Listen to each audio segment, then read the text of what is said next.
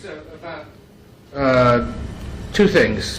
First, the absence of President Xi and Putin this weekend and how that might reshape the meetings or potentially affect the utility of the G20 going forward if these two leaders in their at the highest levels aren't here.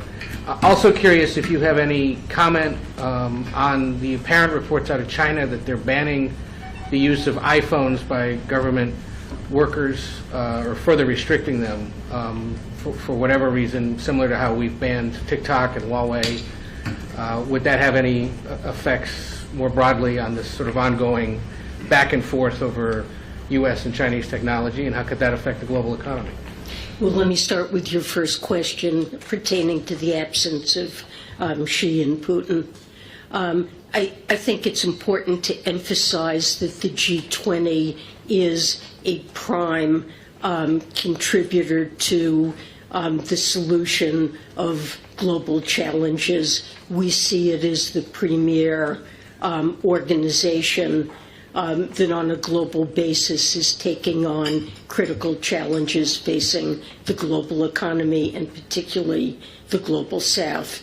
And I believe the G20, in spite of obvious problems due to Russia's war against Ukraine and Russia's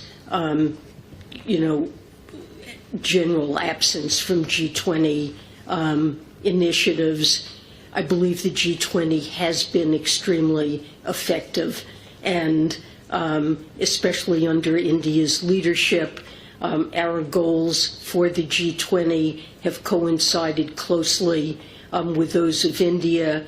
We've tackled very important challenges. As I mentioned, I think we've had considerable success in changing the way the entire multilateral development system is operating, increasing its mission to take on a variety of global challenges, ranging from better preparedness for future pandemics, where we've established a new finance and health ministers task force, a pandemic fund at the World Bank, as well as climate change, taking on global challenges along with poverty reduction.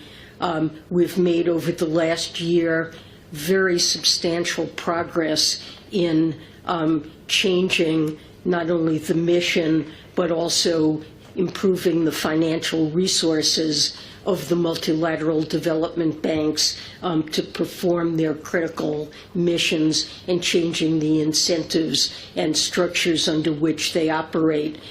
I think that's been an extremely effective initiative.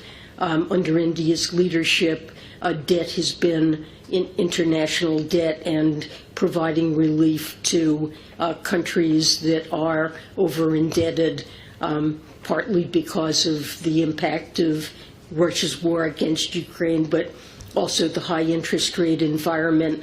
I believe we're beginning to make significant progress there. So I do see the G20 as a very effective forum. We appreciate India's leadership. We look forward ourselves to hosting the G20 in 2026, and even without Russia's active participation in the tensions the war has created, I still see the G20 as highly effective.